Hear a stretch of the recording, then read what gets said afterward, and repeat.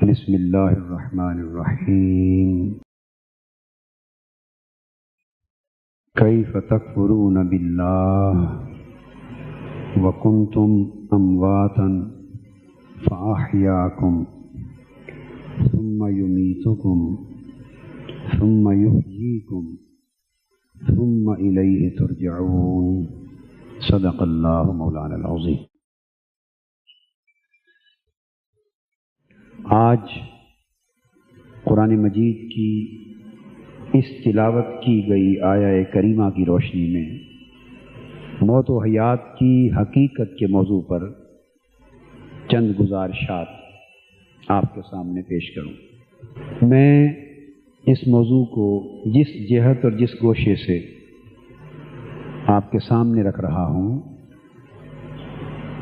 وہ ہے کہ موت اور حیات کی حقیقت کیا ہے۔ واقعہ یہ ہے کہ ہم لوگ نہ موت کی حقیقت کو سمجھ رہے ہیں اور نہ حیات کی حقیقت کو سمجھنے کی کوشش کر رہے ہیں۔ ہم نے یہ سمجھ لیا ہے کہ یہ 30، 40، 50 سال کی زندگی یا 60، 70، 100 سال کی زندگی جو اس مادی دنیا میں، عالم ناسوت میں، عالم شہادت میں اس وقت ہم بسر کر رہے ہیں، ہم نے سمجھ لیا ہے کہ شاید یہی ہماری زندگی ہے اور اس دنیا میں یہی عرصہ حیات کا، زندگی کا عرصہ ہے۔ اس عرصہ حیات کو یاد رکھ لیں، جتنا زمانہ ہم اس دنیا میں گزارتے ہیں یہ ساری حیات نہیں، ایک عرصہ حیات ہے، یعنی زندگی کی ایک مدت ہے، کل زندگی نہیں ہے۔ چونکہ ہم نے زندگی کی اس ایک مدت کو کل زندگی سمجھ لیا ہے، اس لیے ہم نے اس عرصہ حیات کے اختتام کو، جسے عرف عام میں موت کہا جاتا ہے، تو ہم نے اس موت کو کلیتاً زندگی کا خاتمہ جان لیا ہے۔ حقیقت یہ ہے کہ نہ تو یہ ہمارا جینا کل حیات ہے اور نہ ہی ہمارا مرنا، یہ مرنا کل موت ہے۔ یہ حیات اور یہ موت، یہ جینا ایک مخصوص عرصے کے لیے اور اس کے بعد یہ مرنا ہمارے سفر زندگی کے 2 مرحلے ہیں۔ انسان کی زندگی کا سفر بڑا طویل ہے، بڑا طویل ہے۔ یہ بات ذہن نشین فرما لیں کہ جب ہم پیدا ہوتے ہیں ماں کے پیٹ سے تو ہماری پیدائش سے ہماری زندگی شروع نہیں ہوتی۔ پیدائش سے زندگی شروع، بولیے، پیدائش سے زندگی شروع نہیں ہوتی، اسی طرح موت سے زندگی ختم نہیں ہوتی۔ نہ تو ہماری پیدائش زندگی کی ابتدا ہے اور نہ ہی ہماری موت زندگی کی انتہا ہے۔ زندگی پیدائش سے پہلے سے چلی آ رہی ہے اور زندگی اس موت کے بعد بہت دور تک جا رہی ہے۔ زندگی کا سفر بڑا طویل ہے۔ اس طویل سفر حیات میں یہ پیدائش بھی ایک مرحلہ کے طور پہ آتی ہے اور موت بھی ایک مرحلہ کے طور پہ آتی ہے۔ اور قرآن مجید کا ایک اسلوب ہے، اس کے بیان کا ایک انداز ہے، اس نے جہاں کہیں زندگی اور موت کا ذکر کیا ہے قرآن مجید نے، جہاں بھی، تو قرآن مجید کے اسلوب بیان میں اللہ رب العزت نے ہمیشہ موت کا ذکر پہلے کیا ہے، حیات کا ذکر بعد میں کیا۔ یہی آیہ کریمہ لے لیں جسے میں نے تلاوت کیا، فرمایا کیف تکفرون باللہ، لوگوں اگر تم اس حقیقت کو سمجھ جاؤ جو آگے بیان ہونے والی ہے، اگر تم اس حقیقت کو سمجھ جاؤ اور تمہیں موت اور حیات کی معرفت نصیب ہو جائے اور موت اور حیات کی حقیقت کا تمہیں علم ہو جائے تو پھر کیف تکفرون باللہ، تم اللہ سے کفر کیسے کر سکتے ہو؟ تم کفر بھی نہ کرو، اللہ کی نافرمانی بھی نہ کرو، اللہ کی ہدایت اور رہنمائی جو اس نے عطا کی اس سے انکار بھی نہ کرو، اور اللہ کے حضور جھکنے سے کبھی گریز بھی نہ کرو۔ اگر تمہیں موت و حیات کی حقیقت سمجھ میں آ جائے تو اللہ اور اس کے حکم سے روح گردانی کرنا تمہارے لیے ناممکن ہو جائے۔ کیف تکفرون باللہ، بھلا تم کیسے کفر کر لو گے اللہ سے، اور اللہ کے حکم سے کیسے نافرمانی کر لو گے، اور اللہ کی ہدایت سے کیوں کر روح گردانی کر لو گے؟ دراں حالے کے حقیقت یہ ہے، آگے پھر زندگی اور موت کا مسئلہ بیان فرماتی۔ اشارہ اس امر کی طرف تھا کہ اگر تم یہ گمراہیاں، یہ نافرمانیاں، یہ روح گردانیاں، یہ اللہ کو بھولنا، کفر کرنا، فسق کرنا، یہ ساری تباہی جو انسان اپنے ہاتھوں سے خرید رہا ہے، اس ساری تباہی کا اصل سبب یہ ہے کہ انسان نہ اپنے جینے کو سمجھ رہا ہے نہ اپنے مرنے کو سمجھ رہا ہے۔ اس نے اپنی موت اور حیات کی چونکہ حقیقت نہیں سمجھی، اور جب حقیقت نہیں سمجھی تو کیا سمجھ رہا ہے؟ حقیقت آشنا نہ ہونے کی بنا پر وہ اسی دنیا کے جینے کو پوری زندگی سمجھ رہا ہے اور اسی دنیا کے مرنے کو پوری موت سمجھ رہا ہے۔ تو موت سمجھنا تو ایک نتیجہ ہے اس جینے کو پوری زندگی سمجھنے کا، کہ جب انسان نے اس دنیا کے جینے کو کل زندگی سمجھ لیا تو صاف ظاہر ہے پھر اس نے اس موت کو کل اختتام جان لیا۔ تو ساری خرابی کی جڑ اعتقاد میں، عمل میں، کردار میں، ساری خرابی کی جڑ اس تصور میں ہے کہ انسان نے اس دنیا کے جینے کو پوری زندگی تصور کر لیا ہے، اور حقیقت یہ ہے کہ یہ جینا سب زندگی نہیں ہے، یہ انسان کے سفر زندگی کا ایک مرحلہ تھا۔ اور دوسری خرابی یہ ہے کہ انسان نے جینے کو پہلے اپنی آنکھوں کے سامنے رکھ لیا ہے اور مرنے کو ذرا بعد کر لیا۔ اللہ رب العزت نے جو ترتیب سمجھائی ہے اس میں موت پہلے ہے، جینا یعنی زندگی بعد میں۔ فرمایا کنتم امواتا فاحیاکم، یہ تو ایک سفر زندگی کا مرحلہ وار بیان ہے۔ فرمایا یاد کرو، اور اگر تمہیں یہ بات یاد ہو جائے، سمجھ میں آ جائے تو تم کبھی کفر نہ کر سکو۔ اور وہ سمجھنے والی بات یہ ہے کہ تم مردہ تھے، پھر اس نے تمہیں زندہ کر دیا۔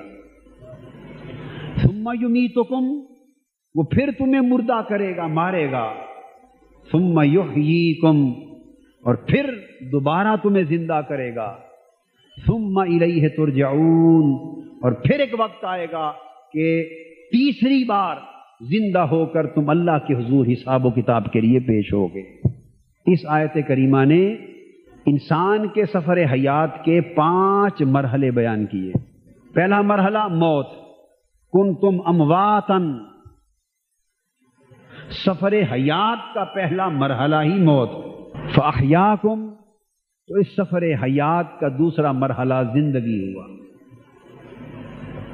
ثم یمیتکم، اس سفر کا پھر تیسرا مرحلہ، پھر موت آیا، پھر وہ تمہیں مارے گا، موت سے ہمکنار کرے گا۔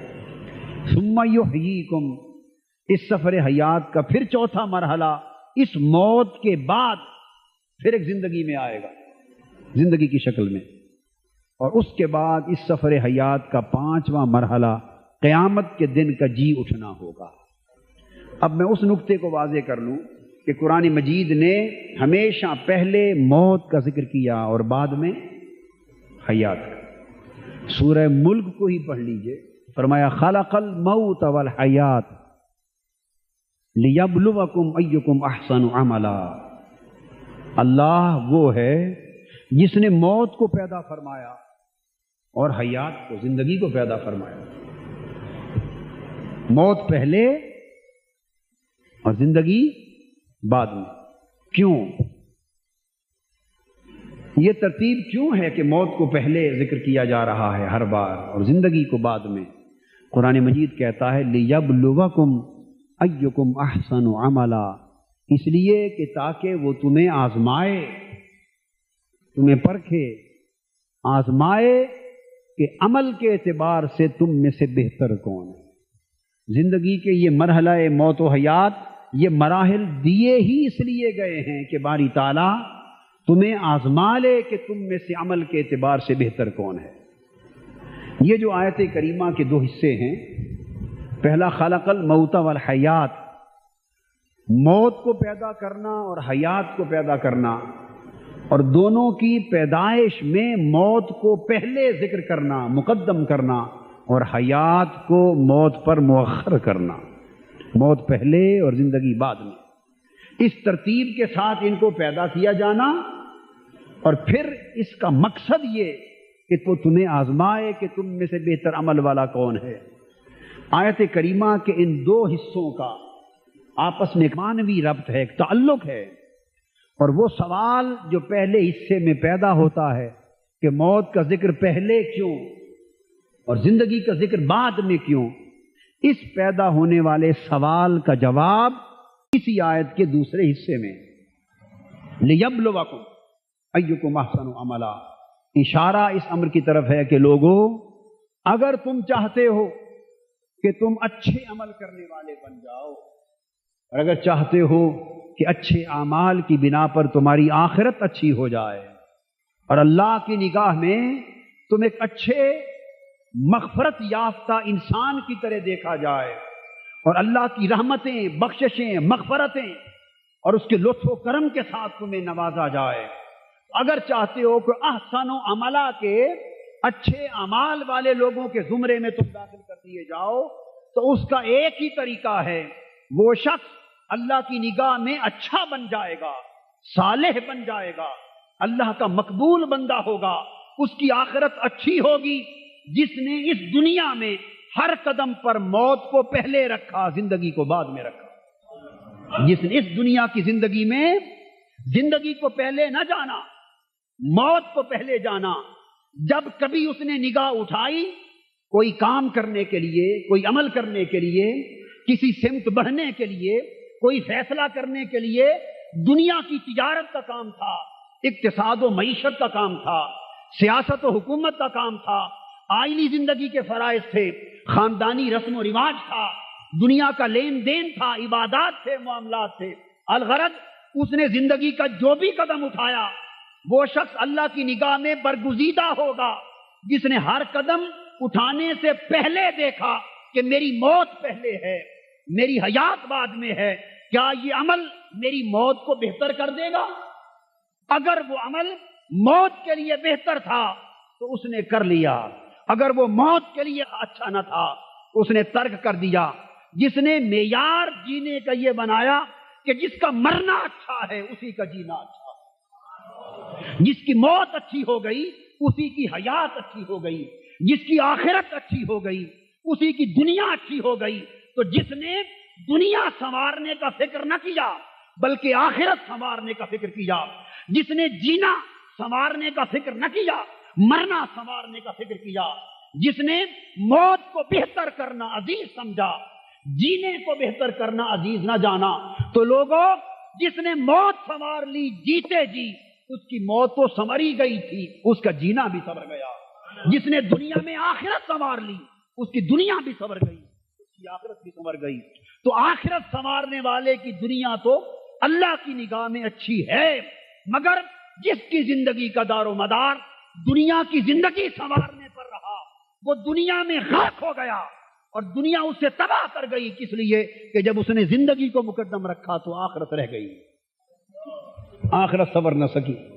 تو آخرت سنوارنے والے کو دنیا کی بھلائی مل گئی، مگر دنیا سنوارنے کو جس نے مقصود جانا اسے آخرت کی بھلائی کبھی نصیب نہ ہو سکی۔ فرمایا احسن عملا کا معیار یہ ہے کہ جو شخص دنیا گزارتے ہوئے دن چڑھے رات چڑھے، وہ یہ نہ سمجھے کہ یہ دن میری زندگی کا ہے، وہ سمجھے کہ شاید یہ دن میری موت کے استقبال کے لیے آیا ہے۔ رات کا اندھیرا چھائے، یہ نہ سمجھے کہ صبح زندگی کی طلوع ہوگی، وہ سمجھے کہ شاید یہ رات میری دنیا کی زندگی کے اختتام کے لیے آئی ہے۔ جس نے ہر قدم پر نگاہ موت پہ رکھی اس کی زندگی بھی سنور گئی، اس کی دنیا بھی سنور گئی۔ مگر ہم نے ترتیب بدل لی، ہم نے ترتیب بدل لی۔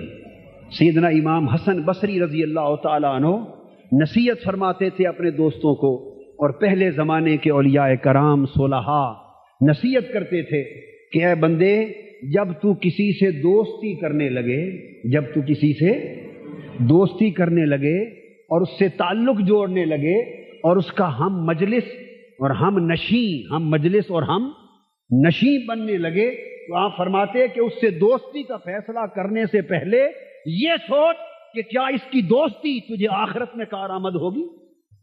اگر اس کی دوستی آخرت کے لیے نفع بخش ہے تو اس کی مجلس میں بیٹھ لے، اگر اس کی دوستی سے آخرت میں کوئی نفع نہیں تو جو آخرت میں نفع بخش نہیں ہے وہ دنیا میں بھی نفع بخش نہیں۔ تو خسارے اور نفع کا مدار آخرت کے حوالے سے ہونا چاہیے، آخرت کے حوالے سے ہونا چاہیے۔ تو جس کی نگاہ پہلے موت اور آخرت پر ہو، بعد میں زندگی اور دنیا پر ہو، وہ احسن و عملا کے زمرے میں شامل ہوگا۔ یہ قرآن مجید کی ترتیب احکام۔ اب فرمایا کنتم امواتن، تو مرحلہ حیات، پہلا مرحلہ انسانی سفر زندگی کا، فرمایا اللہ پاک نے تم مردہ تھے۔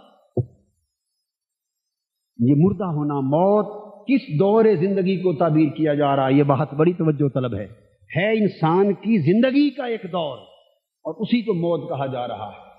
ہم لوگوں نے موت اور زندگی کو دو متضاد چیزیں تصور کر لیا ہے۔ موت اور زندگی دو متضاد چیزیں نہیں۔ کنتم امواتن، تم مردہ تھے، تم مردہ تھے۔ کب؟ یہ اسی دور کی بات ہے جب ہم عالم ارواح میں تھے، ماں کے پیٹ سے پیدا نہ ہوئے تھے، عالم ارواح میں تھے، ہم زندہ تھے، اور وہ زندگی اس زندگی سے کہیں بہتر تھی۔ اس زندگی میں کوئی فسق و فجور نہ تھا، کوئی ظلم نہ تھا، کوئی معصیت نہ تھی، کوئی نافرمانی نہ تھی، حرص و ہوس نہ تھا، نفس پرستی نہ تھی، کفر نہ تھا۔ وہ زندگی پاکیزہ تھی، وہ زندگی نورانی تھی، اور سب سے بڑھ کر اس کی بارگاہ کے قریب تر تھی۔ تو ہم عالم ارواح میں زندہ تھے۔ اس زندگی کو موت سے تعبیر کیا جا رہا ہے، اس لیے کہ تم ابھی اس دنیا میں نہ آئے تھے، ابھی اس مادی دنیا میں نہ آئے تھے۔ تو چونکہ مادی دنیا میں رہنے والے، ان کی نگاہوں سے تم اوجھل تھے، ان کی نگاہوں سے تم اوجھل تھے، اور تمہاری زندگی تو تھی مگر زندگی مادی نہ تھی، وہ حیات روحی تھی، حیات روحی تھی۔ اس مادی زندگی کے عدم وجود کی بنا پر اسے موت کہا جا رہا ہے۔ تو گویا زندگی کی ایک اور کیفیت تھی، تو جو اس کیفیت سے مختلف تھی، اس مختلف روحانی زندگی کو موت کہا جا رہا ہے۔ وہ موت مادی زندگی کے اعتبار سے، اپنی اصلیت کے اعتبار سے تو اس سے بھی اعلیٰ زندگی تھی۔ فرمایا کہ یاد کرو جب تم مادی وجود نہ رکھتے تھے، عالم ارواح میں تھے، مگر اس مادی دنیا کے اعتبار سے مردہ تھے۔ فَأَحْيَاكُمْ، پھر اس نے تمہیں زندہ کیا، یعنی مادی زندگی عطا فرمائی، جسمانی زندگی عطا کی، روحی زندگی سے تمہیں منتقل کر کے بشری زندگی عطا کی، اس نے تمہیں زندہ کر دیا۔ تو یاد رکھ لیں، تو ایک زمانہ موت، یہ سب ہے سفر زندگی، اور سفر زندگی میں ایک دور کو موت کہا جا رہا ہے، بلکہ حقیقت تو یہ ہے کہ ایک دور اس سے بھی پہلے ہے، روحی زندگی سے بھی پہلے ایک دور گزرا ہے، مگر اس کا ذکر نہیں کیا، چونکہ وہ روحی حیات سے بھی قبل کا تھا اور بشری حیات سے بھی قبل کا تھا۔ اور وہ دور کیا تھا کہ جب انسان نہ عالم ارواح میں تھا نہ عالم شہادت میں تھا، انسان عالم علم الہی میں تھا۔ فرمایا حل اتا علی الانسان حین من الدہر لم یکن شیئا مذکورا، انسان پر ایک زمانہ ایسا بھی گزر چکا ہے جب وہ کوئی قابل ذکر شے نہ تھا، مگر وہ دور کس پر گزرا؟ انسان پر گزرا۔ تو پتہ یہ چلا کہ انسان تو تھا، حل اتا علی الانسان حین من الدہر، کہ انسان پر ایک زمانہ ایسا گزر چکا ہے۔ تو انسان تھا تو اس پر دور بھی گزر رہا تھا، اگر انسان ہی نہ تھا تو دور کس پر گزرا؟ قرآن کہتا ہے کہ انسان پر ایک دور وہ گزرا جب وہ قابل ذکر شے نہ تھا۔ تو پتہ چلا کہ وہ قابل ذکر شے نہ تھا، اس کی حیات مذکور نہ تھی مگر موجود تھی، مذکور نہ تھی مگر موجود تھی۔ یہ وہ دور ہے جب انسان اللہ کا راز تھا اور وہ علم الہی میں تھا، جس کی نسبت حدیث پاک میں آتا ہے الانسان سری وانا سرہ۔ اللہ فرماتے ہیں حدیث قدسی کہ انسان میرا راز اور میں انسان کا راز ہوں۔ وہ علم الہیہ اور اسرار الہیہ کے سمندروں میں غوطہ زن تھا۔ اس علمی وجود سے انسان کو عالم ارواح کے روحی وجود میں منتقل کیا، اور روحی وجود سے انسان کو اس دنیا کے بشری وجود میں منتقل کیا۔ اب یہاں سے ذکر ہو رہا ہے ہمارے سفر زندگی کا۔ تو فرمایا تمہیں موت سے حیات بخشی، پیدا ہوئے تو مادی زندگی کا آغاز ہوا۔ تو سمجھ لیں لوگوں کہ گویا تمہاری زندگی کی ابتدا اب نہیں ہوئی، زندگی تو بہت پہلے سے چلی آ رہی ہے، اور مرحلہ وار تم ایک دور سے اگلے دور میں، پھر اس دور سے اگلے دور میں منتقل ہوتے چلے جا رہے ہو، اور منتقل ہوتے ہوئے تم بطن مادر کے ذریعے اس دنیا کی مادی زندگی کے دور میں آ گئے۔ تو یہ تمہاری پہلی موت ختم ہوئی اور پہلی حیات آ گئی۔ پیدائش کے وقت تمہاری پہلی موت بولیے ختم ہو گئی، کیونکہ پیدائش نے موت کو ختم کر دیا، اور پہلی پیدائش آ گئی، اور پیدائش کے بعد دوسری حیات شروع ہو گئی۔ اب اس سفر زندگی کی پہلی حیات شروع ہوئی، مادی دنیا کی زندگی۔ پھر اس زندگی کا زمانہ کسی کو 30 برس نصیب ہوا، کسی کو 40، کسی کو 100 برس، کسی کو 60-70 برس، یہ عرصہ حیات نصیب ہوا۔ اے ناداں انسان، یہی راز سمجھنے والا ہے کہ یہ جو وقت ہم دنیا میں گزار رہے ہیں یہ ہماری حیات نہیں ہے، اس کا ایک عرصہ حیات ہے۔ یہ زندگی کا ایک معین زمانہ ہے، اس کو اجل کہہ کے بھیجا ہے، ایک وقت مقرر کہہ کے بھیجا ہے، ایک مقرر دور کے لیے زمین پر بھیجا ہے۔ وَلَكُمْ فِي الْأَرْضِ مُسْتَقَرٌّ وَمَتَاعٌ إِلَىٰ حِينٍ، ایک مقرر وقت کے لیے اس دنیا میں زندگی کو ٹھہرا دیا ہے۔ اس سفر حیات کا دوسرا مرحلہ ہماری یہ مادی زندگی آ گئی، اور انسان یہ نادان ہے کہ اس نے چونکہ نہ پیدائش سے پہلے کا سفر حیات دیکھا، نہ مرنے کے بعد کی زندگی دیکھتا ہے، اس لیے وہ سمجھ رہا ہے کہ شاید پیدائش سے پہلے بھی کوئی زندگی نہیں اور مرنے کے بعد بھی کوئی زندگی نہیں۔ اس ناداں انسان نے اس مقصود مدت کے لیے جینے کو کل زندگی سمجھ لیا، اور اس زندگی پر جو موت آئی اس مرنے کو کل خاتمہ سمجھ لیا۔ قرآن مجید سمجھا رہا ہے کہ اے انسان، موت اور حیات کے سمجھنے میں تجھ سے بڑی غلطی ہوئی ہے، اس مغالطے سے نکلا۔ یہ پیدائش تیری زندگی کی ابتدا نہیں ہے، اسی طرح یہ موت تیری زندگی کی انتہا نہیں ہے۔ جس طرح پیدائش ایک دروازہ بنا، تو پیدائش سے پہلے عالم ارواح کی زندگی میں رہتا تھا۔ جب رب نے ارادہ کیا کہ روحی زندگی کا عرصہ مکمل ہو چکا، عالم ارواح کا عرصہ مکمل ہو چکا، اب اسے مادی دنیا میں بھیجا جائے، اب نئے رشتوں سے منسلک کیا جائے۔ جب رب نے نئی دنیا میں بھیجنے کا ارادہ کیا تو پیدائش ایک دنیا سے دوسری دنیا میں منتقل ہونے کا دروازہ بن گئی۔ پیدائش زندگی کی ابتدا نہ تھی، ایک دور سے دوسرے دور میں منتقل ہونے اور داخل ہونے کا دروازہ تھی۔ اس پیدائش کے دروازے سے تو نے دنیا کی زندگی میں قدم رکھا۔ اے انسان، غفلت نادانی اور بے خبری کے پردے اٹھا، جس طرح پیدائش کے دروازے سے گزر کر تو اس دنیا سے نکل کر اس دنیا میں آیا ہے، اسی طرح موت بھی ایک دروازہ ہے۔ موت زندگی کا خاتمہ نہیں ہے، موت ایک دروازہ ہے۔ جب اس دنیا کے قیام کا زمانہ تیرا ختم ہوگا اور رب کو تجھے آگے بھیجنا منظور ہوگا، تو پھر اس دنیا سے آگے عالم برزخ کی زندگی میں تمہیں منتقل کرنے کے لیے موت کے دروازے سے گزارا جائے گا۔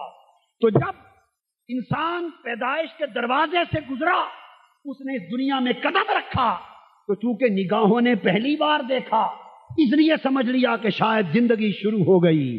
زندگی پہلے سے شروع تھی، یہ تو ایک دور سے دوسرے دور میں پیدائش کے دروازے کے ذریعے قدم رکھنا تھا۔ اسی طرح وہ نگاہ جس نے ابتدا میں ٹھوکر کھائی، وہ آج بھی ٹھوکر کھا رہی ہے۔ موت وارد ہوئی اور موت ایک دروازہ بن کے آئی۔ یہ ایک بلاوا ہے کہ بندے، اب تیرے سفر حیات کے اگلے مرحلے میں داخل ہونے کا وقت آ گیا ہے۔ اب تو برزخی دنیا میں آ۔ موت کا پھر دروازہ کھلا، پھر دروازہ کھلا۔ موت پہلے بھی قائم تھی، اب بھی قائم ہے، مگر جب تک انسان اس دنیا میں تھا، موت کا باب دروازہ بند تھا۔ جس کا وقت اگلے جہان کے سفر کا آ گیا، اس کے لیے موت کا دروازہ کھلا۔ ہم قبر میں رکھ کے آئے، ہم نے سمجھا انسان ختم ہو گیا، اور رب کائنات نے کہا کہ نہیں، مادی زندگی کا دور ختم ہوا، اب برزخی زندگی کا دور شروع ہوا، اور انسان اس مادی دنیا کے بعد اب اپنی اس اصل کی طرف پھر پلٹ کے جا رہا ہے جدھر سے آیا تھا۔ جس رب کی قربت کی دنیا سے آیا تھا، جب تک دنیا میں آتا رہا، وہ دور سے دور تر ہوتا گیا، اور موت تو نعمت بن کے مومن کے لیے آ گئی کہ پیدائش نے اسے رب سے دور کر دیا، موت سے پکڑ کے اسے پھر رب کے قریب کر دیا۔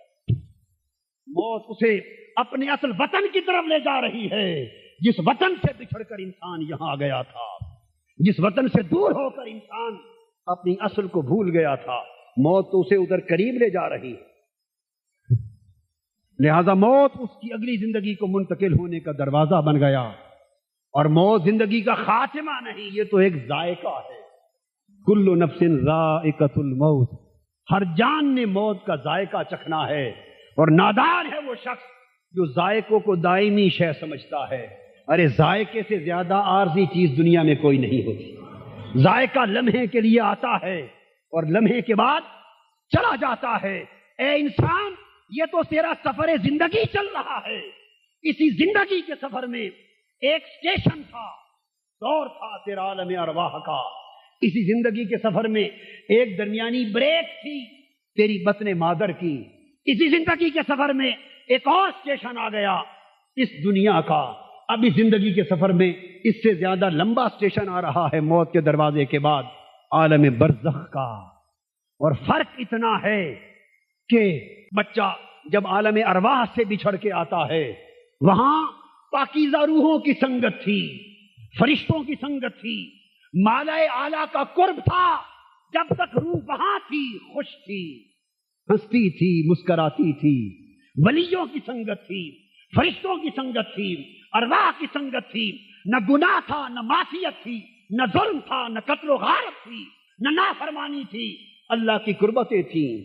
جب روح جسمانی لباس اوڑھ کر پیدائش کے بعد اس دنیا میں آئی، تو چونکہ اچھی سنگتیں چھوٹ گئی، اس لیے بچہ جب دنیا میں قدم رکھتا ہے تو روتا ہوا آتا ہے، کیونکہ اس کی اچھی سنگتیں اس سے چھین لی گئی ہیں۔ وہ نہیں جانتا اب کیسی سنگت ملے گی، ادھر سے آتا ہے، روتا ہوا آتا ہے، اور ماں باپ چونکہ اس کا استقبال کرتے ہیں، ان کو نئی خونی سنگت مل رہی ہے، وہ ہنستے ہوئے اس کو لیتے ہیں۔ اور مرد مومن جب دنیا گزار کر موت کے دروازے سے گزر کر آگے جاتا ہے، وہ جو آیا تھا روتا تھا، وہ جاتے ہوئے مسکراتا جا رہا ہے۔ اس لیے کہ ہمیں موت خاتمہ نظر آ رہا ہے، اسے موت مصطفیٰ کا دیدار نظر آ رہا ہے، اسے موت انبیاء کا دیدار نظر آ رہا ہے، اولیاء کا دیدار نظر آ رہا ہے۔ وہ تو تڑپتا رہا، وہ روح نہ ہوتا میں تو کیا ہوتا، دبویا مجھ کو ہونے نے، نہ ہوتا میں تو کیا ہوتا۔ وہ روح تو روتی رہی ہائے میرے ہونے نے مجھے ڈبو دیا، مجھے یار سے جدا کر دیا، مجھے قربت الہی سے جدا کر دیا۔ جب آدم علیہ السلام زمین پر اترے روتے تھے۔ حضرت شیس علیہ السلام نے پوچھا ابا جان ہر وقت کیوں روتے رہتے؟ فرمایا بیٹے پہلے تو ندامت پہ روتا تھا، پہلے تو ندامت پہ روتا تھا، وہ معاف ہو گئی، وہ بات معاف ہو گئی، اب اس لیے روتا ہوں کہ وہ سنگتیں یاد آتی ہیں، وہ قربتیں یاد آتی ہیں، انوار الہیہ یاد آتے ہیں، رب کی بارگاہ میں صبح و شام اس کے قریب ہو کر مناجات کرنا یاد آتا ہے۔ اس سے معلوم ہو گیا۔ رب کائنات نے فرمایا فرشتوں کے سے جاؤ ایک جنت کا خیمہ نصب کر دو، جنت کا پتھر دے دو، اے آدم اس پتھر پہ بیٹھا کر خیمے میں رہا کر ایک جنت کی یاد دنیا میں منتقل کر دیتے۔ روح دنیا میں آئی، مومن کی روح روتی رہی کہ ہائے کب وقت آئے گا کہ پھر میرا سفر وطن کی طرف شروع ہوگا۔ ہم اس وقت وطن سے دور بیٹھے اور ہم اصل وطن کو بھول گئے، وہ ہمارا دیش تھا، یہ پردیس تھا انسان، یہ تیرا پردیس ہے۔ اور ناداں ہیں ہم کہ ہم نے پردیس کو دیس بنا لیا اور اصل دیس کو پردیس کر دیا۔ مومن کی روح تڑپتی ہے میرے پردیس کا ٹھکانہ کب ختم ہوگا، پردیس کو کب جاؤں گا۔ یہ تو ٹرانسفر ہے، یہ تو ایک ٹرانسفر ہے دنیا سے۔ اصل وطن تو مومن کا قرب الہی ہے، بارگاہ الوہیت ہے، تو مومن تو تڑپتا ہے، انتظار کرتا ہے، اے موت آ، میں کب کا تیرا منتظر ہوں، تو نے دیر کر دی۔ مومن موت سے پیار کرتا ہے، وہ کہتا ہے موت آ، میں دوری کی زندگی گزار رہا ہوں، ہجر و فراق کی زندگی گزار رہا ہوں، اے موت آ تاکہ جلدی سے تیرے دروازے سے گزروں، اور وہ پردے جو آج تک نہیں اٹھے وہ اٹھا دیے جائیں، اور وہ لمحہ جلد نصیب ہو کہ فرشتے پوچھیں بتا یہ کون ہے، اور میں کہوں اسی یار کی خاطر تو مر کے یہاں تک، اسی آقا کی خاطر تو مر کے یہاں تک پہنچتا ہوں۔ اس زندگی میں تو کوئی نہیں کہتا بتا یہ کون ہے، اس جملے کے لیے کان ترس گئے ہیں۔ مومن نے سن رکھا ہے کہ محبوب سامنے آنے والا ہے، اور پردے اٹھا کر محبوب کی نسبت پوچھا جانے والا ہے یہ کون ہے۔ ارے عاشق روح سے پوچھو اس سے بڑی کڑی کیا ہوگی جب پردہ اٹھایا جا چکا ہو اور کوئی پوچھ رہا ہو عاشق سے بتا یہ کون ہے۔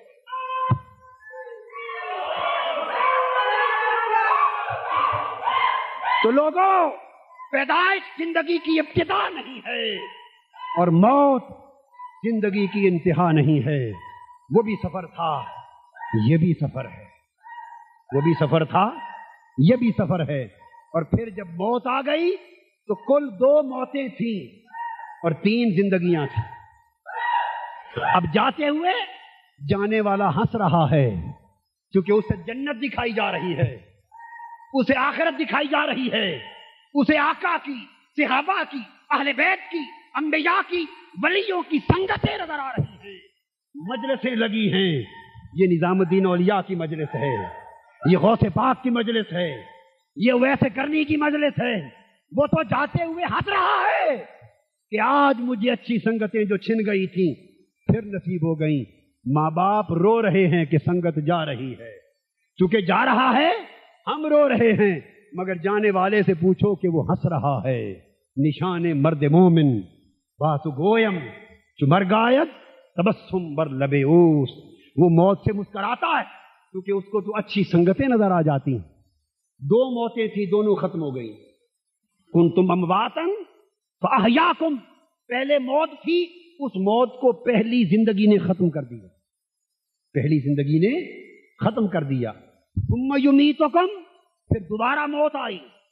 یہ موت جس کا منظر آج ہم دیکھ رہے ہیں، دیکھنے والے اور ہر روز دیکھتے ہیں، اس موت کے بعد ہم نے جنازہ پڑھا، تدفین کر دی، قبر میں دفن کر کے آ گئے۔ ناداں انسان سمجھا کہ قبر میں دفن ہوتے انسان ختم ہو گیا، اور قرآن نے کہا ثم یحییکم، تم قبر میں دفن کر کے لوٹے، ہم نے اسے زندہ کر دیا۔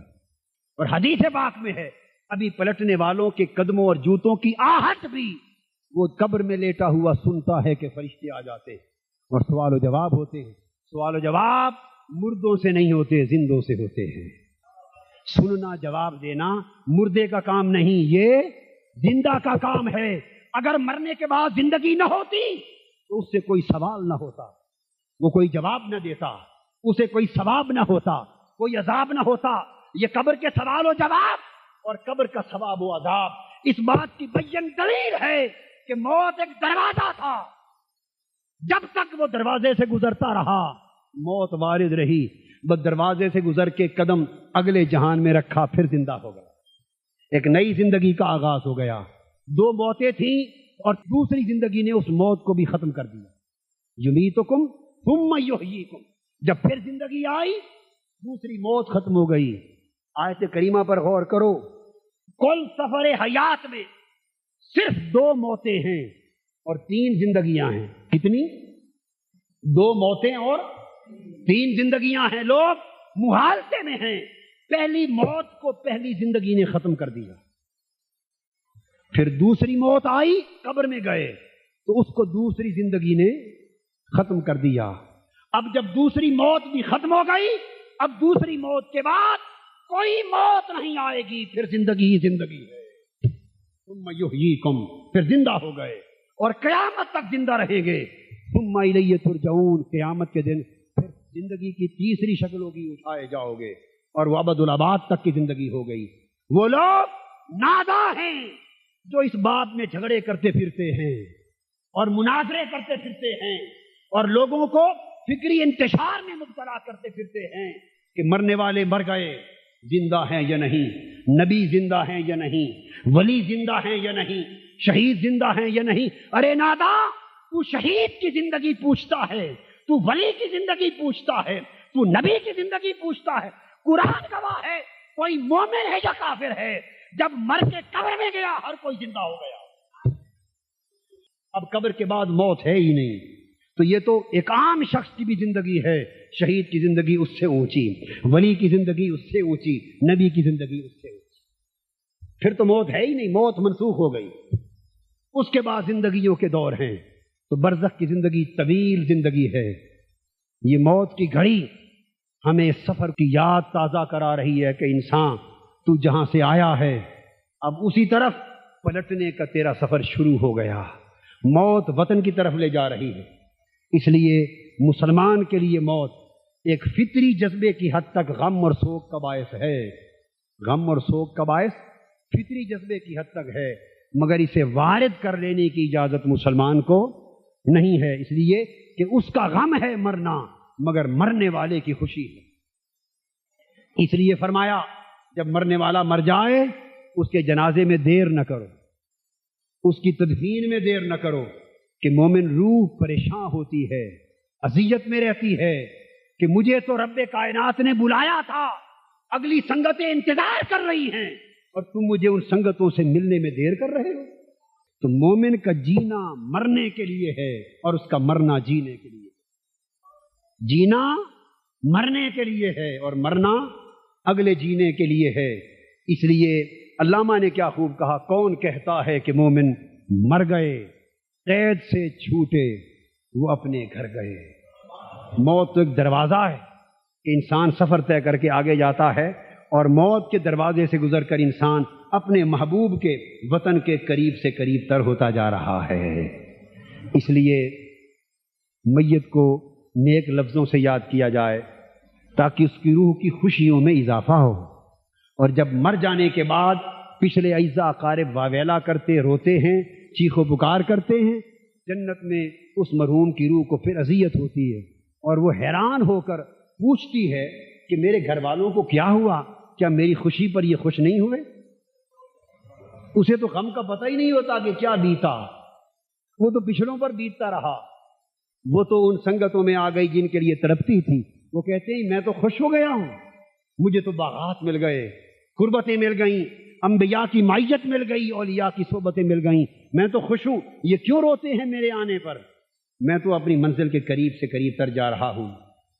ہمیشہ ایمان کی سلامتی اور بہتری اس میں ہے کہ ہم ہر لحظہ اپنے جینے پر اپنے مرنے کو مقدم سمجھیں اور اپنی حیات سے پہلے اپنی موت کو دیکھیں اور دنیا سے پہلے اپنی آخرت کو دیکھیں. نگاہ ہر وقت آخرت پر رہے تو آخرت اچھی ہو جاتی ہے، نگاہ ہر وقت دنیا پر رہے تو آخرت برباد ہو جاتی ہے. اللہ تبارک و تعالی ہمیں ایسا جینا عطا کرے کہ جس جینے میں ہمارا مرنا سنور جائے، ایسی زندگی عطا فرمائے کہ جس زندگی میں ہماری موت و آخرت سنور جائے۔